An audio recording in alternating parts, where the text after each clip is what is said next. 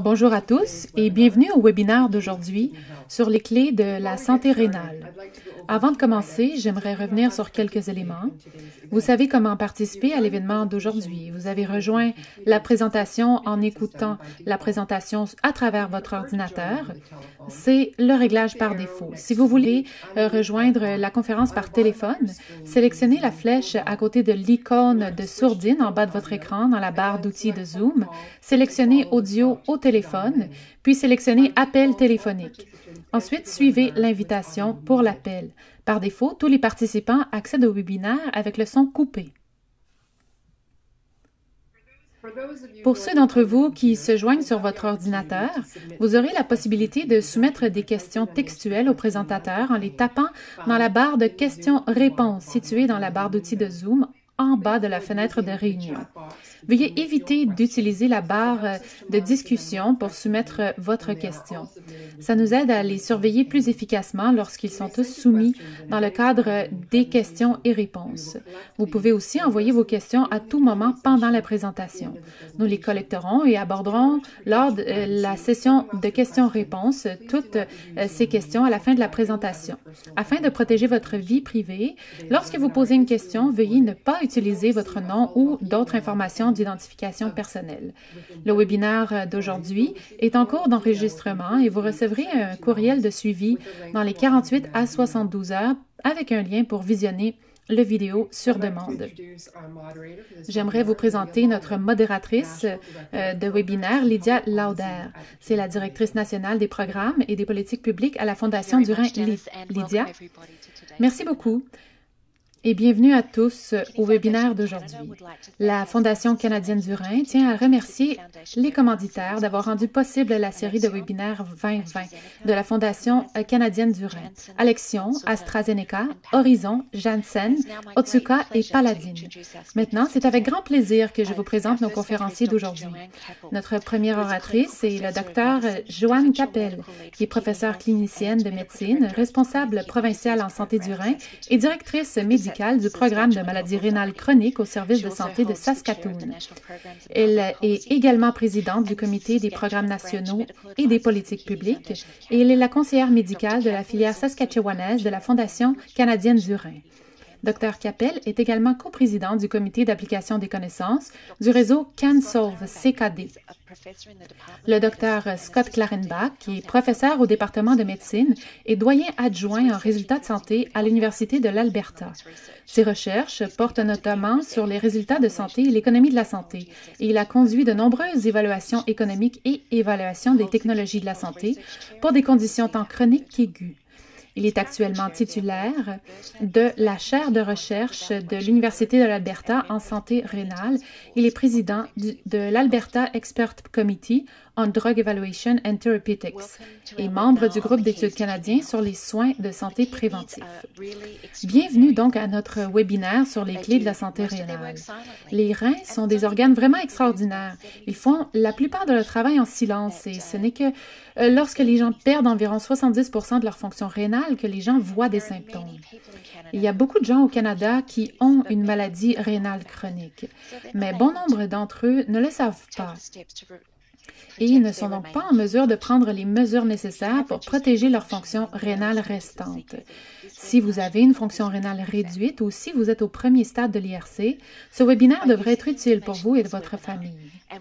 En utilisant les informations contenues dans ce webinaire et en travaillant avec votre médecin, vous apprendrez à gérer votre maladie rénale. Ce webinaire contiendra des informations sur vos reins, comment ils fonctionnent, et les étapes de l'IRC, les mesures que vous pouvez prendre pour vous aider à protéger votre fonction rénale restante et à maintenir un mode de vie sain. Veuillez également noter que nous ne sommes pas en mesure de fournir des conseils médicaux pour des problèmes spécifiques.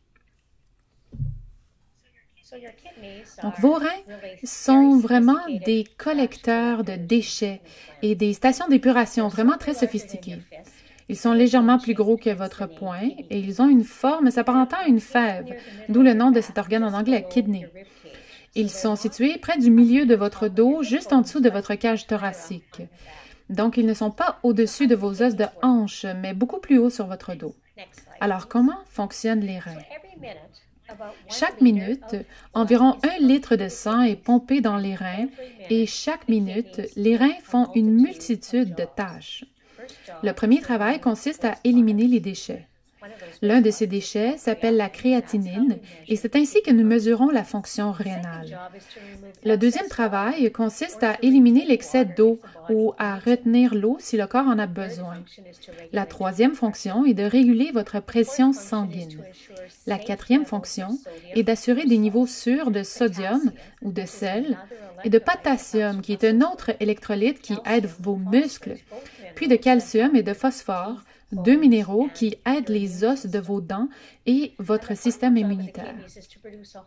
La dernière tâche que font vos reins est de sécréter une hormone appelée érythropoïétine, qui aide votre corps à fabriquer les globules rouges. Ainsi, lorsque les reins ne fonctionnent pas aussi bien qu'ils le devraient, ils ne fabriquent pas assez de cette hormone, l'érythropoïétine, et donc votre sang a moins de globules rouges. Vous pouvez être anémique et cela peut provoquer des symptômes comme la fatigue et le froid. Il existe différents stades de la maladie rénale chronique, allant d'une légère perte de la fonction rénale à une insuffisance rénale complète, ou à ce que nous appelons une maladie rénale en phase terminale, qui est le stade 5. Ce ne sont pas toutes les maladies chroniques du rein qui évoluent vers une insuffisance rénale.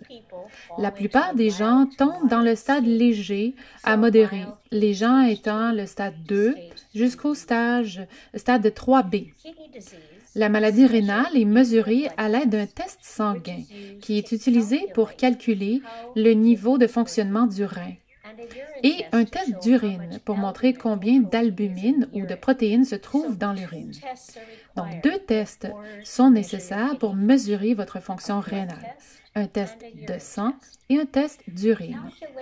Le calcul de la fonction rénale est appelé le DFG, ou le débit de filtration glomérulaire. Il mesure la quantité de sang en millilitres nettoyé par le rein en 1 minute. Donc, le DFG normal est de 100 ml par minute environ pour une personne de taille normale. Le test d'urine s'appelle le rapport albumine-créatinine, c'est-à-dire le RAC, et il permet de déceler des signes de fuite de protéines dans l'urine. Et la protéine décelée dans l'urine est un signe important de lésion rénale. Dans cette diapositive, que nous appelons une carte thermique, on voit les différents stades de la maladie rénale. Ces stades sont mentionnés dans la colonne de gauche et les niveaux de protéines se trouvent sur l'axe horizontal en haut. Ainsi, les stades de la maladie rénale prennent en compte à la fois le DFG, qui est le test sanguin, et le calcul de votre fonction rénale, et le RAC, qui est le test d'urine.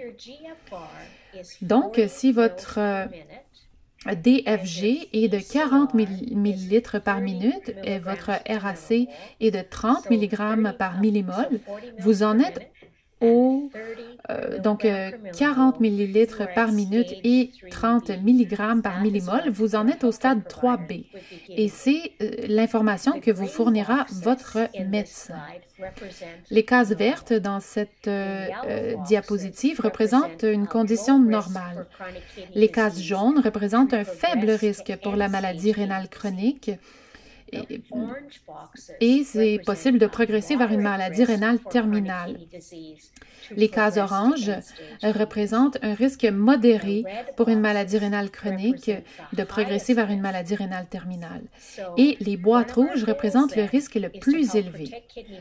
Donc, l'un de nos objectifs, c'est de protéger la fonction rénale et d'essayer de diminuer la protéine ou le ratio albumine-créatine dans l'urine. Et le docteur Clarenbach discutera des étapes pour aider à protéger votre fonction rénale. Alors, comment savoir si vous avez des facteurs de risque de maladie rénale chronique? Eh bien, vous pouvez faire une évaluation des facteurs de risque à rein.ca, le site web. Le lien web figure au bas de la page et on le mettra aussi dans la fenêtre de discussion et dans le question-réponse. Donc, certains de ces facteurs de risque sont le diabète, le premier facteur de risque, l'hypertension tension artérielle, le deuxième facteur de risque, mais le tabagisme est également un facteur de risque de maladie rénale chronique. En effet, les personnes qui fument sont 3 à 4 fois plus susceptibles d'avoir une maladie rénale chronique que les autres. Si vous avez des antécédents familiaux de maladie rénale, vous êtes aussi plus à risque de développer une insuffisance rénale. Et si vous êtes d'origine autochtone, africaine, asiatique ou hispanique, vous avez, en vertu de votre ethnicité, aussi un risque plus élevé de développer une maladie rénale chronique, souvent par le biais du diabète ou l'hypertension artérielle. Si vous avez des antécédents de crise cardiaque ou d'angine de poitrine, de douleurs thoraciques, ou si vous avez subi un accident vasculaire cérébral ou un mini-accident vasculaire cérébral, ou encore si vous avez eu un taux de cholestérol élevé, une gangrène ou une amputation d'un membre, même si c'était votre petit orteil, vous courez un risque plus élevé de développer une maladie rénale chronique. Je vous conseille vivement de faire une évaluation de vos facteurs de risque sur le site rein.ca. C'est 10 questions et 10 minutes, mais vous apprendrez beaucoup. À vous, Scott. Merci beaucoup. Je vais passer à la partie suivante de ce webinaire en parlant de quelques-unes des étapes qui peuvent en général vous aider à protéger votre fonction rénale si vous êtes à risque de maladie rénale ou si vous avez déjà reçu un diagnostic d'insuffisance rénale. Avant d'entrer dans les détails, j'aimerais souligner que ce sont là des facteurs généraux liés à la maladie rénale ou à la détérioration de la santé rénale. Certains d'entre vous peuvent avoir des amis ou des membres de la famille ou encore peut-être vous-même avez des maladies rénales très spécifiques. Et dans ce cas, les facteurs s'appliquent toujours, mais il peut y avoir d'autres facteurs dont vous devez être conscient. Donc, ce sont des facteurs très généraux et ils s'appliquent à une grande partie des patients qui ont une maladie rénale ou sont à risque d'insuffisance rénale. Et le premier dont je vais parler et dont j'espère que beaucoup d'entre vous sont bien conscients, c'est la tension artérielle. La tension artérielle est donc l'un des facteurs les plus importants qui préviennent ou ralentissent la progression de la maladie rénale. Il existe un cercle vicieux de l'hypertension artérielle. Lorsque vous subissez des lésions rénales, les reins ont tendance à retenir l'eau salée, ce qui provoque une augmentation additionnelle de votre tension artérielle. Et donc, c'est un cercle vicieux. S'il continue, votre tension artérielle peut devenir très élevée, entraînant des lésions rénales continuelles. Tant pour la santé rénale que pour votre santé en général, vous devriez donc faire vérifier votre tension artérielle régulièrement. La cible pour les personnes, en général, est de 130 sur 80, mais ça peut être plus bas chez des personnes atteintes d'une maladie rénale et de certains types spécifiques de maladies rénales. Vous devriez donc toujours demander à votre médecin quelle devrait être votre cible de tension artérielle. Il existe plusieurs façons de mesurer votre tension artérielle. Souvent, cela est fait pendant votre visite chez le médecin. Et l'un des meilleurs moyens de mesurer votre tension artérielle est de prendre en charge et contrôler votre tension artérielle en ayant une manchette à pression pour mesurer la pression à la maison. À la maison, on n'est pas vraiment inquiet des lectures de tension artérielle. Vous êtes moins stressé et donc la meilleure façon de la mesurer, c'est de ne pas être anxieux. Il faut s'asseoir calmement et de se détendre pendant au moins 5 minutes. Et puis prendre plusieurs lectures en gardant le bras au niveau de votre cœur. Ne notez pas la dernière lecture, ne notez que la dernière lecture de la dernière pression artérielle. Et si vous présentez un risque d'hypertension artérielle ou si cela vous inquiète, je vous encourage à vous procurer une manchette de mesure pour mesurer votre pression chez vous et noter les résultats. Ensuite, votre médecin pourra consulter votre historique de tension artérielle et voir si des ajustements peuvent être apportés. Je vois parfois des personnes dans ma clinique qui s'inquiètent vraiment parce qu'elles ont reçu un résultat élevé lors d'une mesure de pression artérielle. Par la suite, ils sont très anxieux et ils ont presque peur de mesurer leur tension à l'avenir. Mais rappelez-vous simplement pourquoi nous suivons ce chiffre. Nous ne cherchons pas un chiffre en particulier, mais nous examinons examinons son évolution sur des mois ou des années. Donc, veiller à maintenir une pression moins élevée est un bon moyen à protéger à la fois vos reins et d'autres organes de votre corps, comme votre cœur et les vaisseaux sanguins de votre cerveau. Cette diapositive est liée à la pression artérielle et concerne le sel. Chaque fois que vous consommez du sel, ça signifie que vous avez plus d'eau salée dans votre corps. Si vous avez plus d'eau salée, comme vous pouvez l'imaginer, cela gonfle vos vaisseaux sanguins et augmente votre tension artérielle. Certaines personnes ont trop de sel dans leur corps et ça rend le contrôle de la pression artérielle, la tension artérielle vraiment difficile avec des médicaments, de l'exercice ou d'autres activités. De plus, si vous avez des lésions rénales, parfois vos reins ne se débarrassent pas du sel aussi bien qu'ils auraient dû. Et dans ma dernière diapo, j'ai mentionné que dans certaines circonstances, des lésions rénales peuvent causer de l'hypertension artérielle et à son tour, l'hypertension artérielle peut causer des dommages supplémentaires à vos reins. Une des façons dont ce cycle vicieux se produit est lorsque votre corps et vos reins retiennent l'eau salée. Nous savons aussi qu'au Canada et en Amérique du Nord, on mange beaucoup plus de sel. La majeure partie de ce sel supplémentaire nous provient d'aliments préparés ou d'aliments emballés, et souvent des aliments dont vous ne soupçonnez même pas la haute teneur en sel. Il est assez évident pour la plupart des gens qu'un sac de chips contient beaucoup de sel. Mais parfois, vous ne réalisez peut-être pas que si vous achetez un muffin chez Starbucks, il peut contenir autant ou plus de sel qu'un sac de chips. Mais vous ne pouvez tout simplement pas le goûter. On recommande un apport idéal en sodium de moins de 1500 mg par jour. Une approche très pratique consiste à cuisiner vos propres repas à la maison. Lorsque vous cuisinez vos aliments, n'ajoutez pas de sel et n'ajoutez pas de sel à la table. Évitez aussi les aliments préparés et les repas au restaurant. Ce sont ces repas qui représentent souvent plus de 60 ou 70% de la consommation journalière de sel. Et même les plats préparés en épicerie, étiquetés faibles en sodium, peuvent contenir beaucoup plus de sel qu'un plat cuisiné à la maison.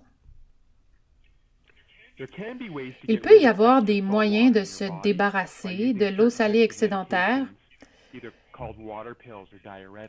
et par exemple, des pilules d'eau ou des diurétiques. Votre médecin peut vous demander à prendre ces médicaments.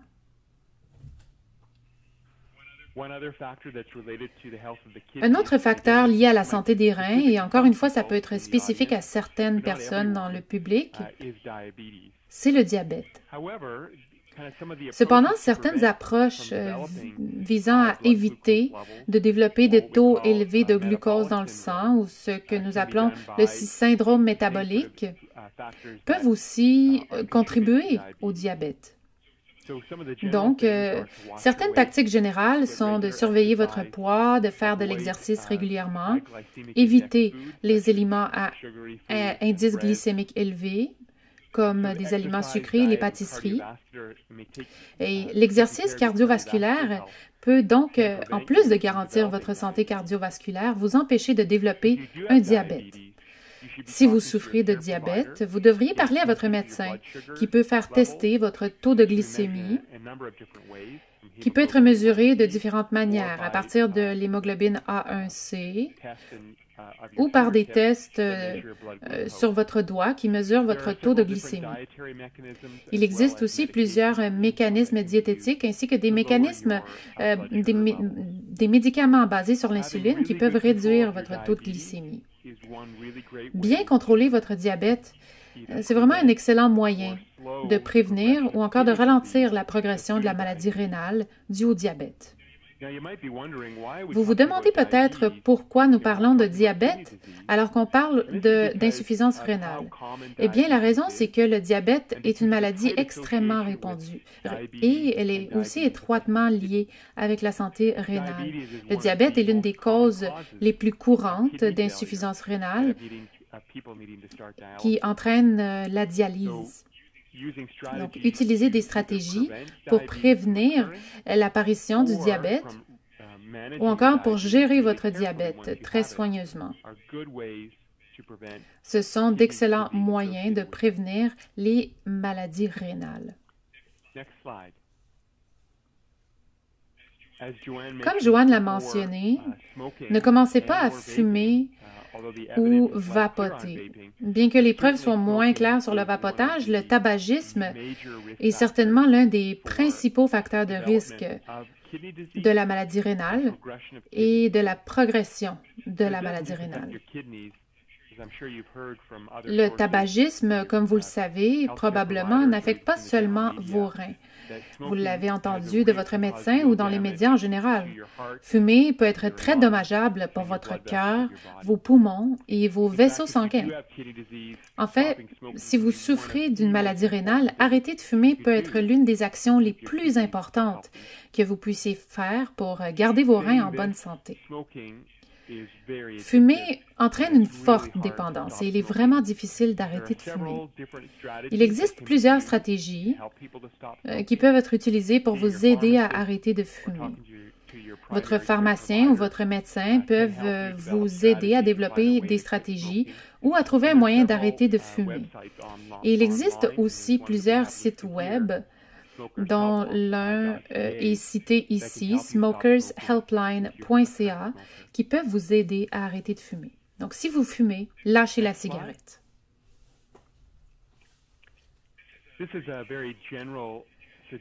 Voici une suggestion très générale. L'activité physique peut être très importante, à la fois pour votre santé rénale, mais aussi pour votre santé en général. Comme j'ai déjà mentionné, être actif et maintenir un poids santé peut prévenir l'obésité, ainsi que le syndrome métabolique et le diabète. Mais c'est aussi très bon pour votre tension artérielle. Rester actif peut améliorer votre tension artérielle, votre glycémie et peut aider à contrôler votre poids. Vous pouvez aussi améliorer votre santé mentale et votre bien-être physique. Ces activités n'ont pas besoin de coûter cher. Et on ne demande pas aux gens de faire des choses extraordinaires ou spéciales, comme s'entraîner à tous les jours ou préparer un marathon.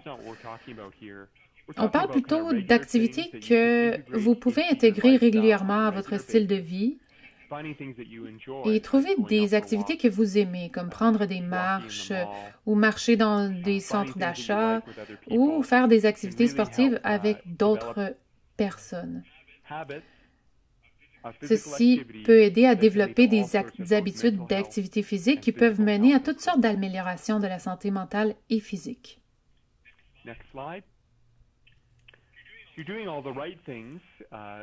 Si vous faites tout ce qu'il faut pour contrôler votre tension artérielle, surveiller votre diabète, bien manger et éviter le sel, sachez que certains médicaments peuvent endommager les reins. L'un des médicaments les plus courants disponibles en vente libre et qui peut endommager les reins est l'anti-inflammatoire. Fréquemment, on les appelle aussi les anti-inflammatoires non stéroïdiens ou INS. Il s'agit de médicaments comme l'ibuprofène, Advil, naproxen ou Motrin, qui ont des propriétés anti-inflammatoires. Mais si vous les prenez régulièrement, ils peuvent être très nocifs pour la santé de vos reins. Ils sont d'autant plus nocifs si vous avez de graves lésions rénales. Si vous souffrez de douleurs, prendre des médicaments comme l'acétaminophène ou le Tylenol peuvent être très utiles et peut être très bénéfiques pour des choses comme l'arthrite. Il existe certaines circonstances où l'ibuprofène ou Advil ou un anti-inflammatoire peut être utile, mais seulement pour une courte durée et sous la supervision de votre médecin en fonction de votre niveau de fonction rénale. Dans tous les cas, ils doivent toujours être pris avec prudence et je vous conseille de parler à votre professionnel de la santé avant de les prendre. Il existe aussi d'autres types de suppléments qui pourraient contenir des médicaments ou des ingrédients actifs dommageables pour vos reins, par exemple des herbes ou des produits naturels. Et je vous conseille de les faire approuver encore une fois par votre professionnel de la santé. Si vous mangez santé, conformément au Guide alimentaire canadien, vous n'avez probablement pas besoin de suppléments pour rester en bonne santé. Donc, gardez cela à l'esprit.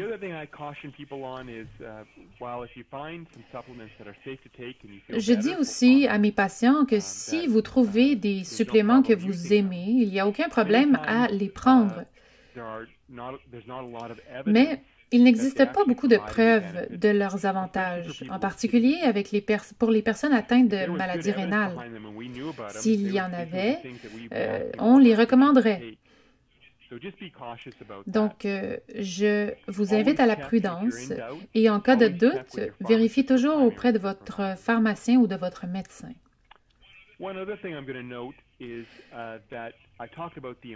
J'ai parlé de l'importance de la pression artérielle et il y a des personnes qui prennent des médicaments pour la tension artérielle ou pour évacuer l'excédent d'eau salée. Mais certaines personnes peuvent tomber gravement malades pour d'autres raisons. Par exemple, vous pourriez attraper une grippe ou un problème gastrique qui vous empêche de manger ou boire.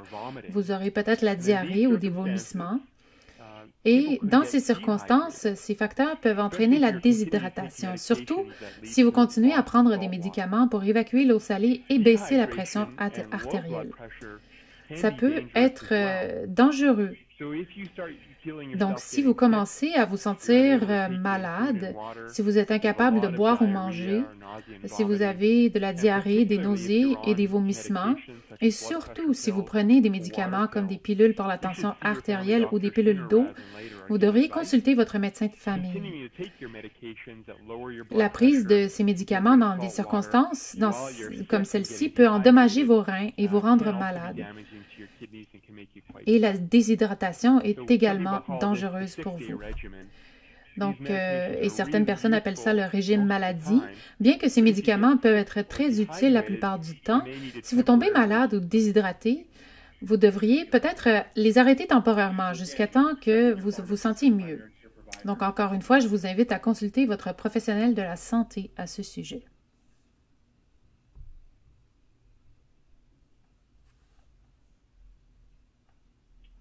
I'll go to the next slide.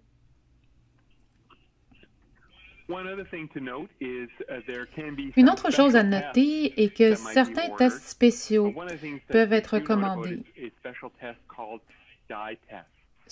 Et une chose qu'on voulait faire remarquer, c'est l'effet d'un test spécial appelé examen avec produit de contraste ou un colorant.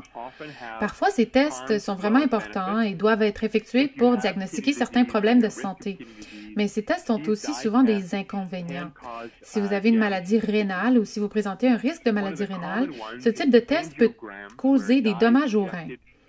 L'un des plus courants est l'angiogramme où un produit de contraste est injecté dans les vaisseaux sanguins du cœur ou les artères du cœur.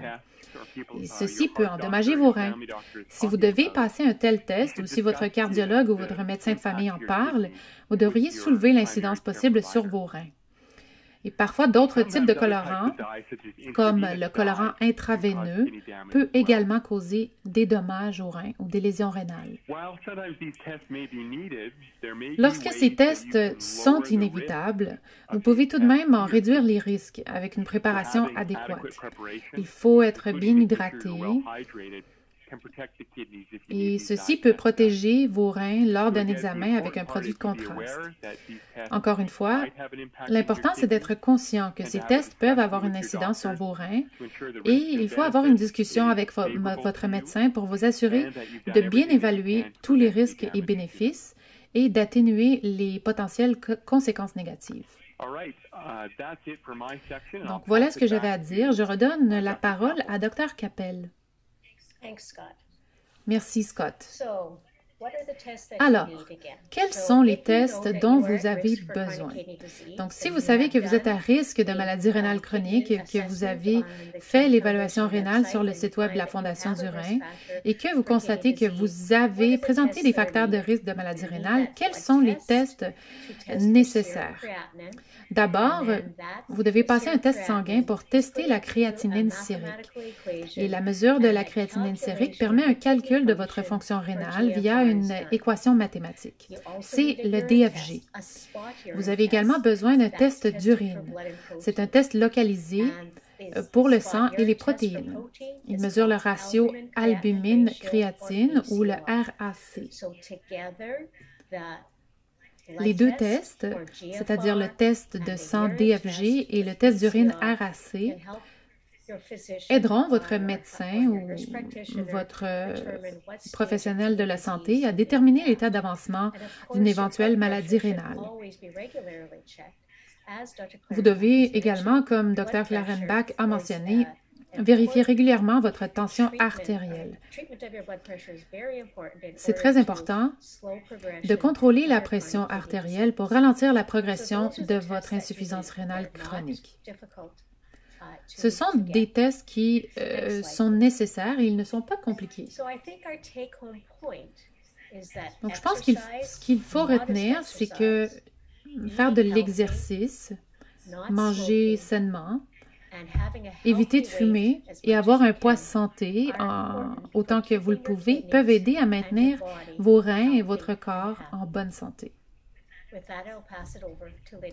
Je vais maintenant céder la parole à Lydia. Merci beaucoup, Dr. Capel et Klarenbach. Nous allons maintenant passer à la partie questions-réponses de ce webinaire. Et je vous rappelle de poser vos questions au présentateur en les tapant dans la fenêtre questions-réponses plutôt que dans la fenêtre de clavardage. Vous la trouverez dans les outils de Zoom en bas de la fenêtre de réunion. Et veuillez noter que nous ne sommes pas en mesure de fournir des conseils médicaux pour des problèmes spécifiques dans le cadre de ce webinaire. Nous allons donc commencer par certaines des questions qui nous sont parvenues pendant le webinaire. Notre première question, l'activité aérobique ou anaérobique intense est-elle bénéfique ou nuisible si on souffre de polykystose rénale, le PKD? Et quelle est la durée recommandée et y a-t-il un risque lié à la déshydratation? Je pose cette question parce que je suis un cycliste passionné. Donc, je vais commencer et Scott, intervenez, s'il vous plaît. Le vélo est un excellent exercice et je pense que la pratique intense du cyclisme, c'est bien, même si vous avez une maladie polykystique des reins. Par contre, assurez-vous de vous hydrater suffisamment pour compenser la perte de liquide causée par la sueur.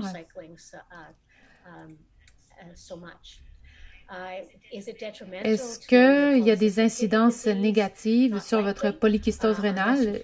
Je ne crois pas, à moins que vous vous blessiez, bien sûr, en tombant de votre vélo. Mais le cyclisme est une merveilleuse forme d'exercice et je vous encourage à continuer. Autre chose, Scott? Non, j'allais dire que je suis moi-même un cycliste passionné, donc je pense que c'est fantastique. Je pense que tout dépend de votre niveau de fonction rénale. Je suis totalement d'accord avec Joanne. L'exercice, c'est génial, mais si votre activité est vraiment intense, vous pourriez peut-être en parler à votre médecin en santé rénale ou à votre médecin de famille, juste pour vous assurer de ne pas aller trop loin ou de ne pas trop vous stresser.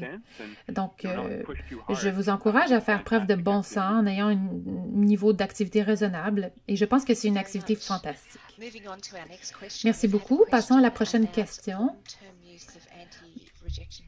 Il s'agit de l'utilisation à long terme des médicaments anti-rejet. Qu'en est-il de l'utilisation à long terme de tels médicaments? Et je vais laisser les deux médecins commenter. Je pense qu'on allait en parler en même temps. Je vais me fier à ma collègue pour celle-ci. Je ne sais pas exactement de quoi il s'agit, mais si vous avez eu une greffe d'organes et que vous avez besoin de ces médicaments pour éviter le rejet, il s'agit d'un scénario très spécialisé pour lequel il est difficile de donner des conseils généraux. Et je vous encourage à consulter votre spécialiste en greffe et votre spécialiste du rein pour discuter des avantages et des inconvénients de ce médicament. Tout à fait d'accord. D'accord, merci beaucoup.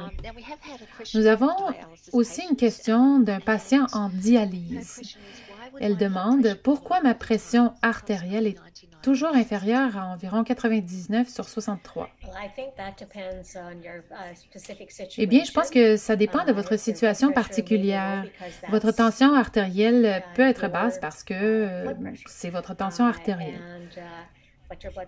Mais votre tension artérielle peut être basse si vous prenez des médicaments qui abaissent votre tension. Et vous perdez aussi du liquide lorsque vous êtes sous hémodialyse. Parfois aussi, notre cœur est moins en santé et vous avez donc une tension artérielle plus basse. Mais je pense que c'est vraiment une discussion que vous devriez avoir avec votre néphrologue dans l'unité de dialyse ou encore avec l'infirmière coordonnatrice de l'unité de dialyse pour poser cette question. Scott? Oui, et notez que nous avons beaucoup de bonnes preuves que si vous avez une maladie rénale chronique, il vaut mieux avoir une pression artérielle basse. On n'a pas autant d'informations sur la tension artérielle optimale pour des personnes sous dialyse ou d'autres facteurs comme la fonction cardiaque entrent en jeu. Je conviens donc qu'il peut y avoir de nombreuses raisons pour lesquelles la pression artérielle peut être basse et malheureusement, on ne peut pas vraiment vous donner une réponse générale. Encore une fois, j'aimerais réitérer l'importance de parler à vos médecins ou à une infirmière praticienne. Je vous remercie. La question suivante est, si votre analyse sanguine montre que vous avez un niveau de sodium sous la normale, est-ce que vous gérez mal votre consommation de sel? Non, et c'est la partie délicate. La concentration de sodium dans votre sang est une mesure de la quantité de sodium par rapport à la quantité d'eau dans votre corps. Et souvent, c'est relatif à la quantité d'eau dans votre corps plutôt qu'à la quantité de sel. Il peut être difficile donc de déterminer la quantité totale de sel dans votre corps. Mais typiquement, si vous avez des jambes un peu enflées qui gardent l'empreinte de votre doigt ou si vous présentez d'autres signaux caractéristiques par rapport d'un surplus d'eau salée dans votre corps, par exemple être essoufflé, surtout lorsque vous êtes allongé, eh bien, ce sont des facteurs qui pourraient vous aiguiller. Votre consommation de sel et votre taux de sodium ou votre concentration en sodium sont des mesures différentes qui ne sont pas toujours reliées. Donc, il s'agit ici d'une sorte de scénario distinct, j'imagine, dont vous devriez parler à votre médecin. Oui, j'aime dire à mes patients, quand ils me posent cette question, mon niveau de sel est faible, donc tout va bien, eh bien, je leur dis que le sel et l'eau vont de pair. Ils sont en quelque sorte mariés l'un à l'autre. Et donc, la plupart du temps, un faible niveau de sodium ou un faible taux de sel dans votre test sanguin est généralement un signe que vous avez trop d'eau dans votre corps. Merci beaucoup. Notre prochaine question. Mon ami a une maladie polycystique des reins. Le régime paléo aide-t-il vraiment et qu'en est-il de la prise de bêta-hydroxybutyrate pour ralentir la maladie? Bon, je ne sais même pas ce qu'est un régime paléo, donc j'avoue mon ignorance à ce sujet.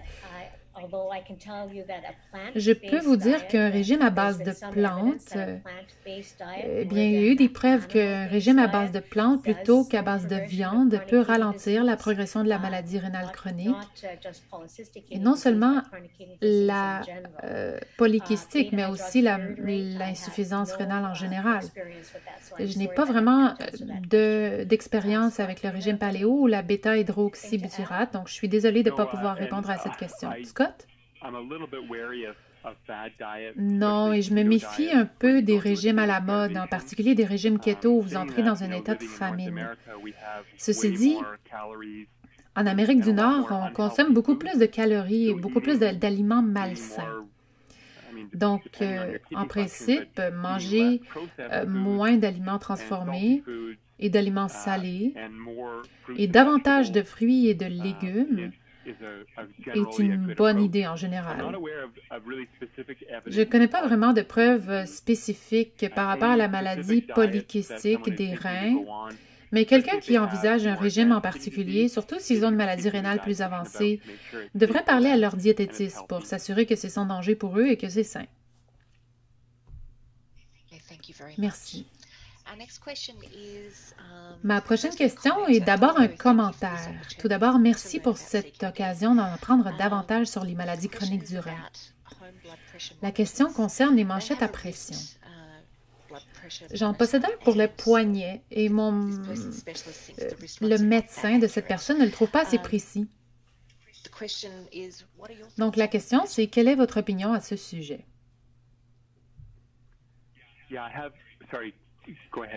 Allez-y.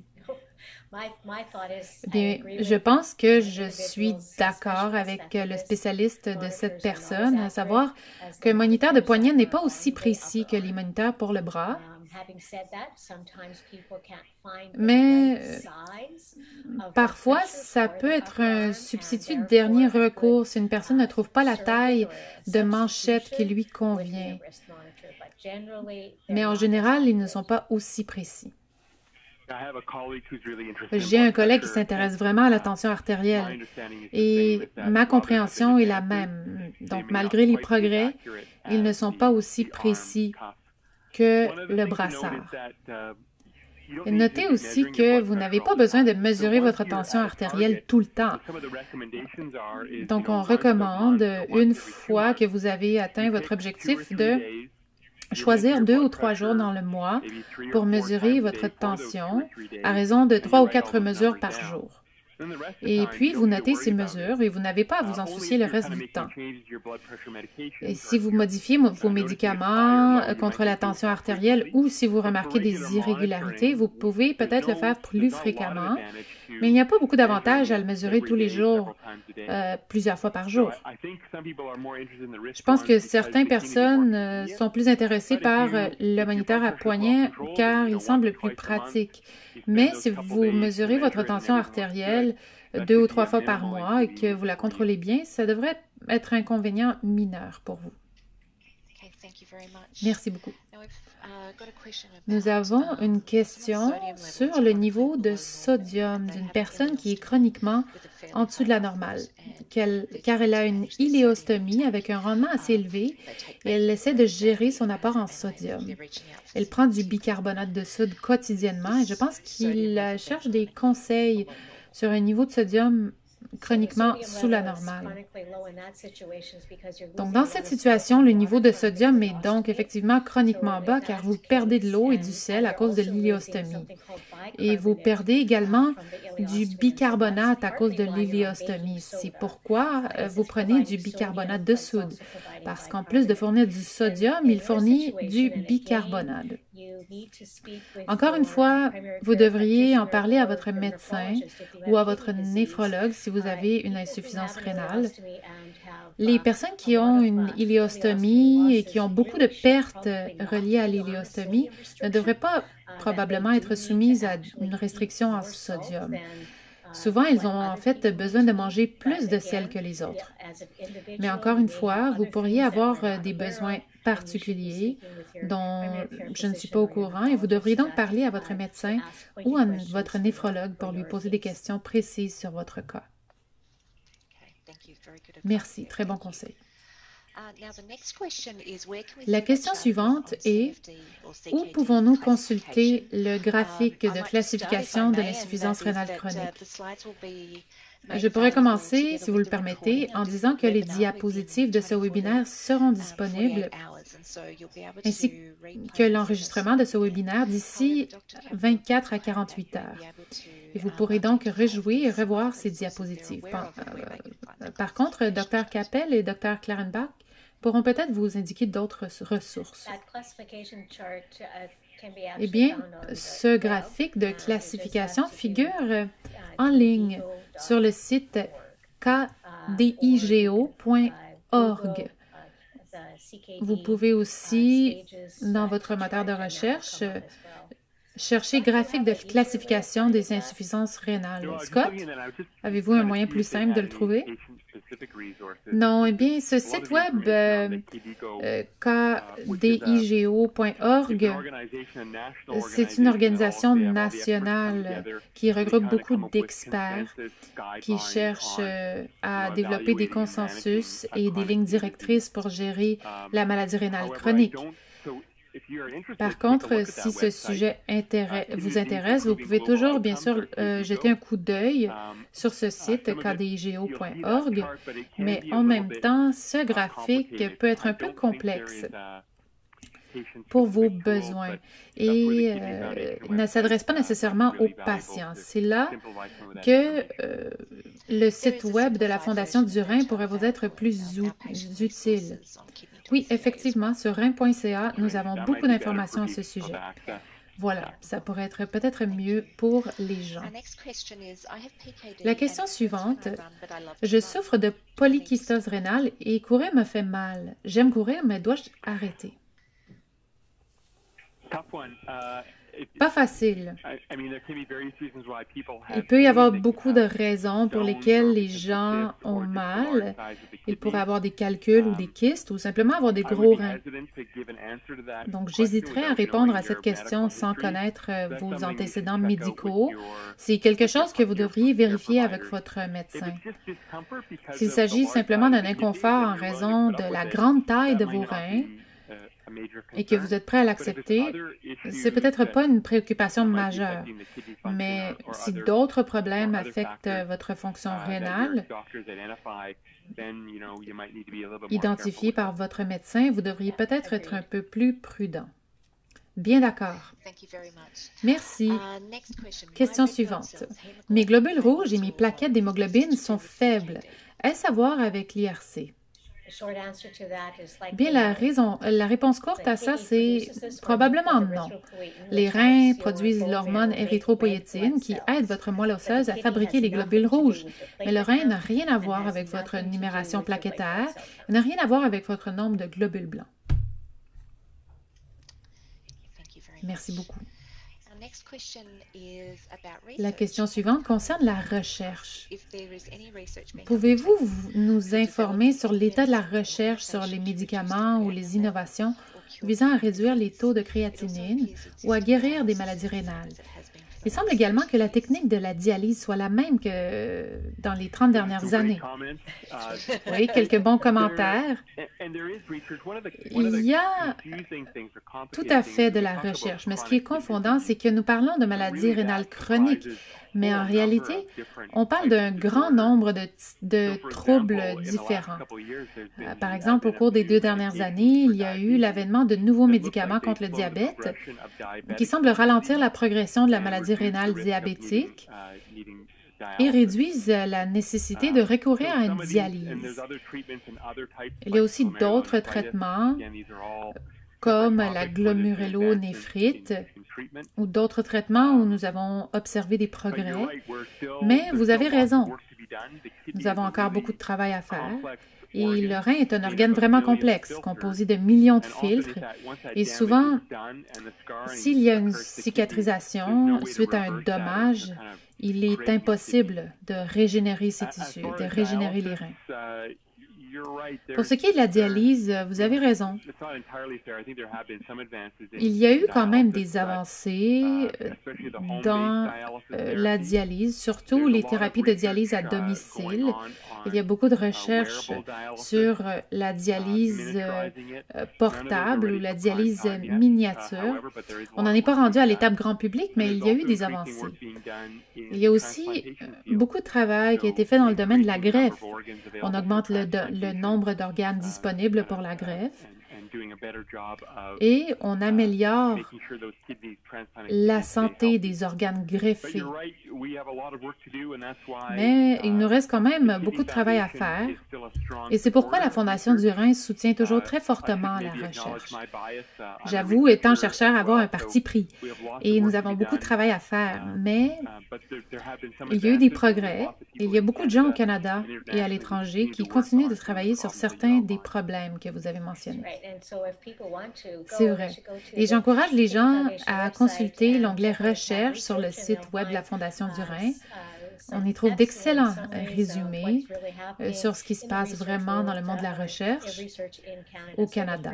Donc, je vous encourage à consulter ce site. Et en guise d'aparté, je suis aussi néphrologue depuis longtemps. Il y a eu des changements dans la dialyse. Avant, les bains de dialyse étaient mélangés dans des gros bacs avant d'entrer dans les machines.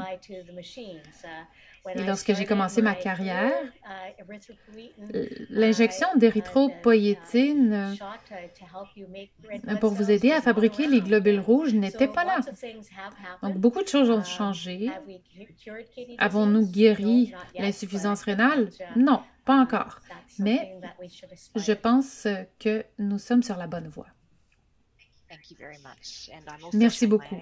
Et de mon côté, j'ai également vu beaucoup d'avancées dans la dialyse et les médicaments.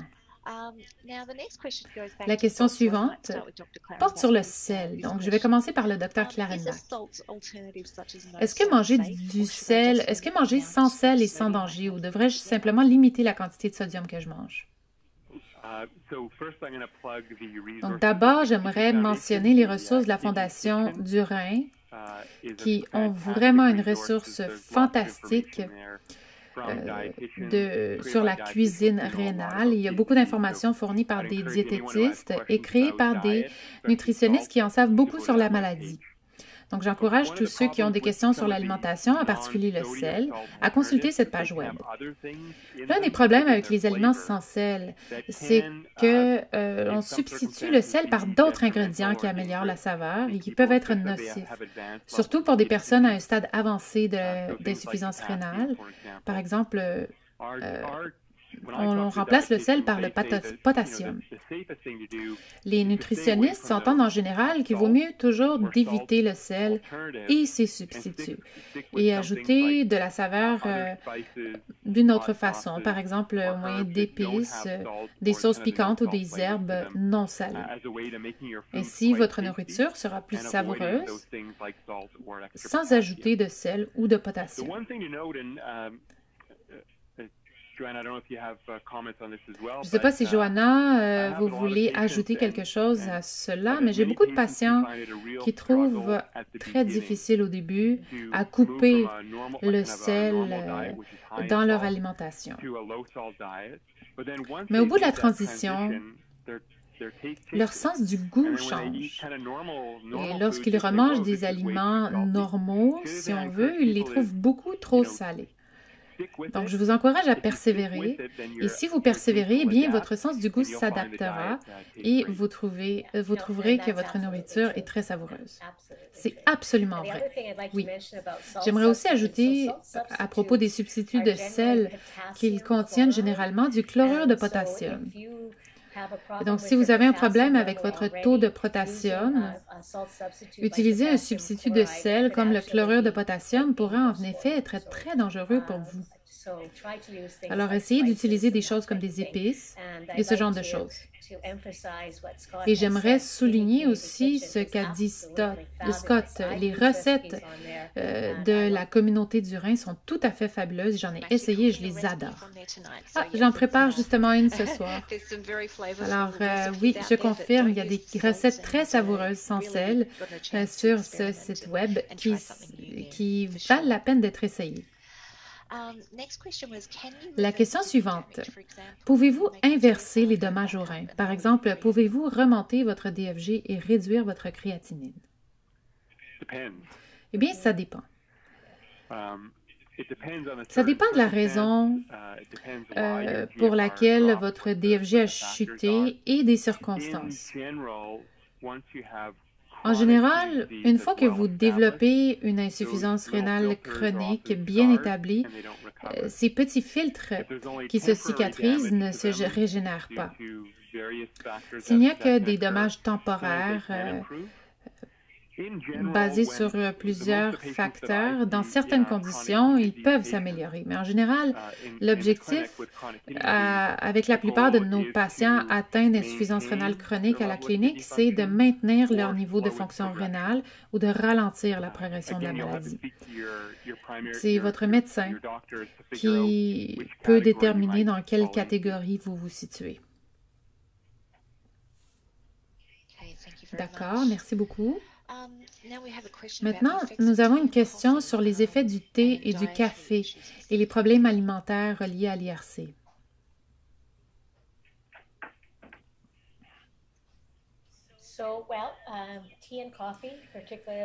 Eh bien, le thé et le café, en particulier le thé et le café contenant de la caféine, peuvent augmenter votre tension artérielle, mais seulement si vous buvez beaucoup de thé et de café. Qu'est-ce que beaucoup? J'imagine que ça dépend de votre point de vue. En général, les gens qui boivent généralement plus de 5 à 6 tasses par jour pourraient avoir des difficultés avec leur tension artérielle.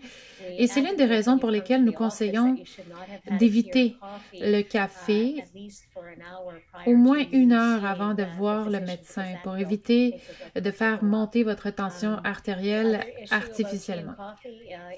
L'autre problème concernant le thé et le café, c'est qu'ils peuvent parfois agir comme un diurétique ou comme une pilule d'eau. Et on a donc tendance d'aller plus souvent aux toilettes. Et si vous ne buvez pas plus de liquide, vous pourriez vous déshydrater. Mais à part ça, autant que je sache, le café et le thé ne causent pas de dommages aux reins.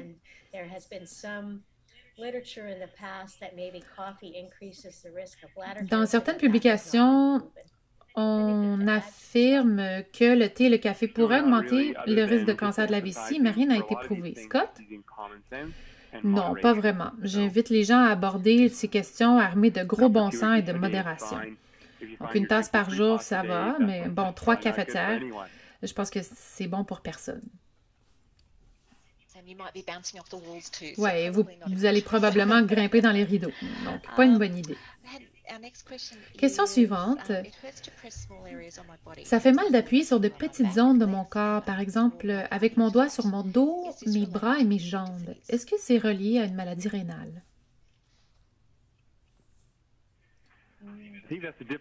Question difficile à répondre en général.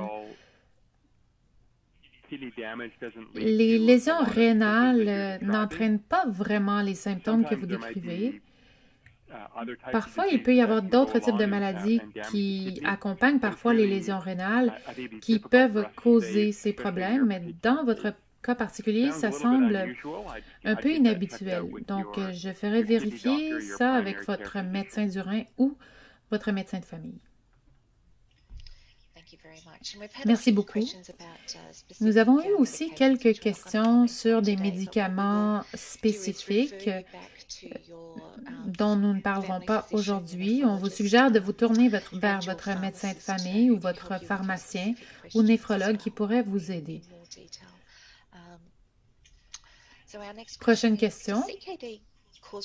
Peut-on aggraver l'insuffisance rénale chronique avec une mauvaise fréquence d'émission?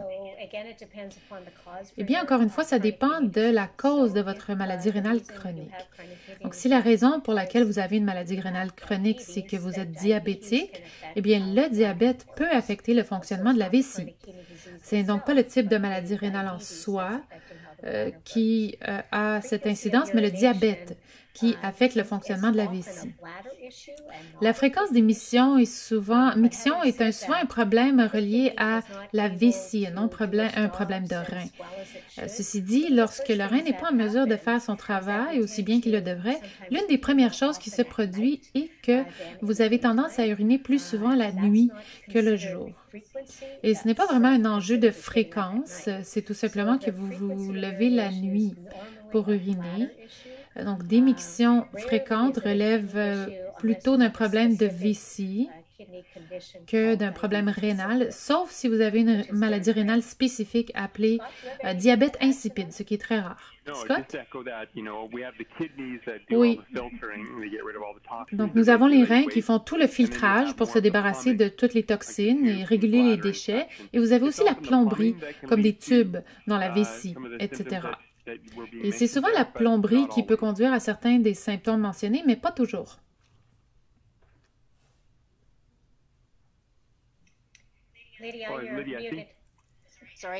Désolée. Bon, j'étais en sourdine, malheureusement. Les joies des webinaires et de la diffusion en direct. Nous avons donc notre prochaine question sur la tension artérielle. Est-ce que 140 est acceptable pour les personnes âgées? Eh bien, c'est une question très individuelle parce que la tension artérielle de chacun leur est spécifique. C'est donc une question à laquelle il est difficile de répondre parce que dépendamment des autres maladies que vous pourriez avoir, eh bien, votre tension artérielle peut tout à fait varier. En général, pour une personne âgée, la tension artérielle est d'environ 140 sur 90, mais 150 sur 90 est probablement bien aussi. Scott? Vous avez tout à fait raison, Joanna. Il y a les lignes directrices générales. Je pense que les lignes directrices les plus récentes sur l'hypertension pour la population générale suggèrent que 130 sur 80 est une bonne tension artérielle et on peut accepter jusqu'à 140 sur 90. Mais il se peut que vous ayez des facteurs qui vous sont spécifiques et votre médecin de famille peut évaluer les circonstances particulières qui vous entourent. Merci beaucoup. Nous avions aussi quelques questions pré-soumises et je vais les aborder maintenant. J'aimerais pouvoir mieux déchiffrer mes résultats de tests de reins. Pouvez-vous me donner quelques conseils? Très bonne question. L'une des choses sur lesquelles nous insistons auprès des personnes atteintes d'insuffisance rénale chronique, c'est que c'est très bien de connaître vos résultats. J'aimerais donc vous renvoyer au site web de la BC Renal Agency.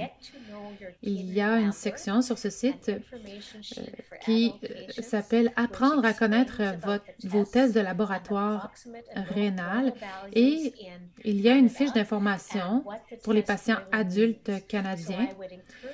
Et cette fiche explique les tests et les valeurs et vous aide à comprendre ce que ce test signifie vraiment. Donc, je vous encourage à aller sur ce site et de chercher la fiche d'information sur les tests de laboratoire. Merci. Quel niveau est considéré acceptable pour la créatinine et les protéines? Eh bien, je ne pense pas qu'il y ait une réponse unique. Lorsque je vois un patient, je regarde les dommages que le rein présente et ça me permet de déterminer le niveau de dommage et ensuite d'évaluer d'autres problèmes comme la tension artérielle, l'anémie, les dérèglements de potassium, de calcium, de phosphate. Et la deuxième chose que je regarde est la progression de leur fonction rénale, si elle s'aggrave avec le temps. Donc, par exemple, si vous avez une maladie rénale modérée, mais que les choses restent stables, eh bien, c'est moins inquiétant que quelqu'un qui a peut-être une légère insuffisance rénale, mais qui se dégrade rapidement. Joanne a également souligné par rapport à la carte de chaleur que nous avions montrée précédemment que votre risque de développer des complications, y compris une insuffisance rénale, dépend des niveaux de protéines dans votre urine. Donc, le niveau normal de protéines, c'est 0.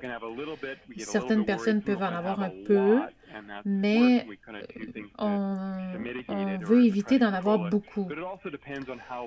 Et notre objectif est de contrôler et d'atténuer ces niveaux. Mais on regarde également la durée pendant laquelle vous présentez ces niveaux élevés de protéines.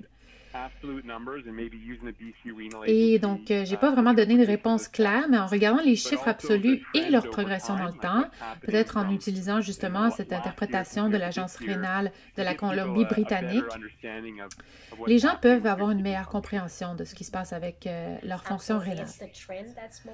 Absolument. C'est vraiment la tendance qui compte plutôt que des valeurs singulières. Merci. J'ai aussi une question sur un état pathologique spécifique.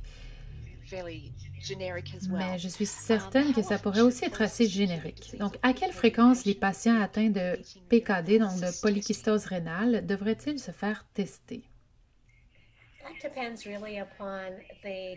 Eh bien, ça dépend vraiment du degré de votre fonction rénale. Si vous avez une insuffisance bénigne, les directives actuelles recommandent de faire des analyses de sang 1 ou 2 fois par année. Et vos tests de laboratoire incluent donc le test de sang et le test d'urine. Par contre, si vous avez une maladie rénale plus avancée, comme une maladie rénale de stade 4, nos lignes directrices actuelles recommandent de faire des analyses de sang tous les 2 ou 3 mois, mais ça dépend du reste de votre état de santé. Donc, la fréquence des tests dépend vraiment de l'avancement de votre insuffisance rénale. D'accord, merci beaucoup. Nous avons une autre question. Est-il possible que l'insuffisance rénale cause des douleurs musculaires? Parce que j'en ressens presque toujours. Encore une fois, sans connaître les détails individuels, les douleurs musculaires peuvent parfois être liées à une insuffisance rénale. Ils peuvent être aussi reliés à un niveau trop élevé de phosphate, un niveau trop élevé ou trop bas de potassium, ou encore être causés par une autre cause sous-jacente de votre maladie rénale. Donc, il y a plusieurs raisons pour lesquelles vous pouvez avoir des douleurs musculaires qui peuvent être tout à fait indépendantes d'une maladie rénale. Je vous encourage donc à en discuter avec votre médecin, votre infirmière ou votre néphrologue lors de votre prochain rendez-vous. Aussi, parfois, des médicaments peuvent causer des douleurs musculaires et donc votre liste de médicaments pourrait être réanalysée par votre médecin. Merci beaucoup. J'ai encore 2 questions pour les panélistes.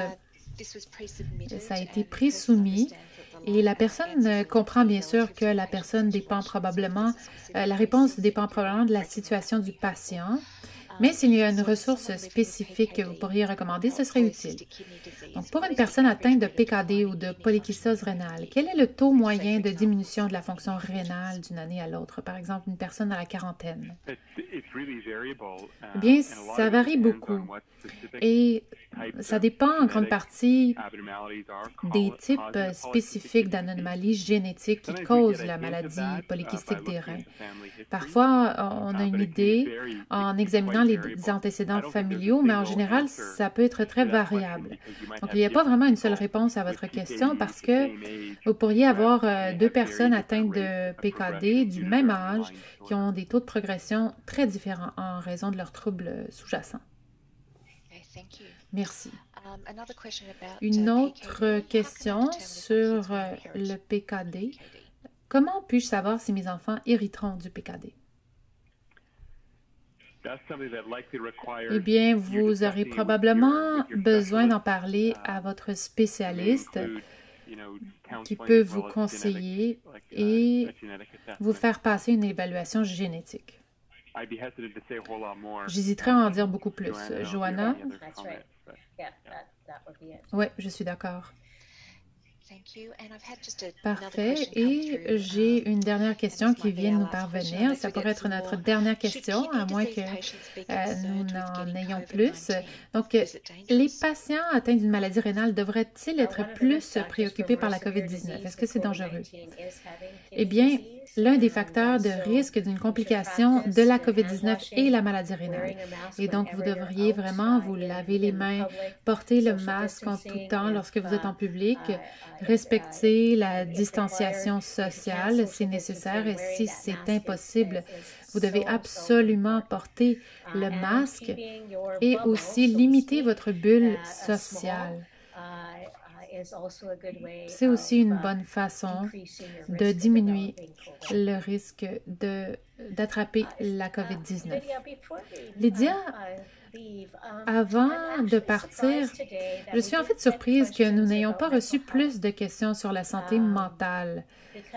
Parce que, en cette période de COVID, et j'aimerais remercier la personne qui a posé cette question sur la COVID-19, il pourrait y avoir plus de facteurs de stress dans nos vies à cause de la COVID-19. En plus d'avoir une insuffisance rénale chronique ou d'autres problèmes de santé, et j'aimerais donc simplement signaler aux gens que chaque gouvernement provincial a des ressources répertoriées sur leur site Web. Et donc, si les gens ont besoin d'aide en matière de soutien en santé mentale, ils devraient se rendre sur ces sites Web du gouvernement provincial ou encore appeler la ligne d'assistance ou le 811. Le Healthline peut connecter les gens avec les ressources communautaires locales. Et il y a aussi un site Web, un très bon site Web appelé Wellness Together Canada, qui peut être très utile pour les personnes qui vivent du stress ou des problèmes de santé mentale en ce moment. Tout à fait. Et la Fondation du Rein peut également mettre les personnes en contact avec des pairs ou des ressources en santé mentale au besoin. Donc, n'hésitez pas à nous contacter pour avoir plus d'informations et si vous cherchez des ressources en santé mentale spécifiques à votre région. Donc, c'était la dernière question. Je tiens vraiment à remercier nos panélistes d'avoir répondu à tant de questions et d'avoir transmis autant de bonnes informations. J'aimerais aussi parler un peu maintenant de la Fondation du Rein. Donc, nous nous engageons à fournir des informations, des ressources éducatives sur le rein et les maladies rénales. Nous vous invitons aussi à visiter notre communauté du Rein pour des recettes et des informations et des outils pour vous aider à gérer votre alimentation. Nous offrons aussi via nos filières régionales des conseils sur l'accès à des services de votre système de santé et aiguiller les gens vers des services disponibles dans leur communauté et renforcer votre capacité d'auto-représentation. Nous vous invitons à nous contacter si vous avez des questions ou si vous voulez parler à quelqu'un de votre communauté, trouver d'autres ressources ou du matériel pédagogique. Vous pouvez aussi m'écrire à l'adresse email indiquée. Je serai très heureuse de vous aiguiller. Encore une fois, je tiens à vous remercier encore et encore. Merci beaucoup d'avoir assisté à ce webinaire, les clés de la santé du rein. Une fois le webinaire terminé, votre ordinateur ouvrira une nouvelle page vous demandant de répondre à notre sondage de satisfaction sur le webinaire. Et vous recevrez également un courriel de suivi qui comprendra un lien vers le sondage si vous préférez le compléter plus tard. Vos commentaires sont vraiment importants pour nous aider à améliorer notre série de webinaires. Nous vous remercions donc de bien vouloir prendre quelques minutes pour le remplir. Vous recevrez également un courriel de suivi dans les 48 à 72 heures avec un lien vous permettant de visionner le webinaire d'aujourd'hui sur demande. Donc, au nom de la Fondation canadienne du rein, je vous remercie d'être venus et d'avoir été des nôtres. Merci à Dr. Clarenbach et Dr. Capel. Prenez soin de vous et profitez de votre journée.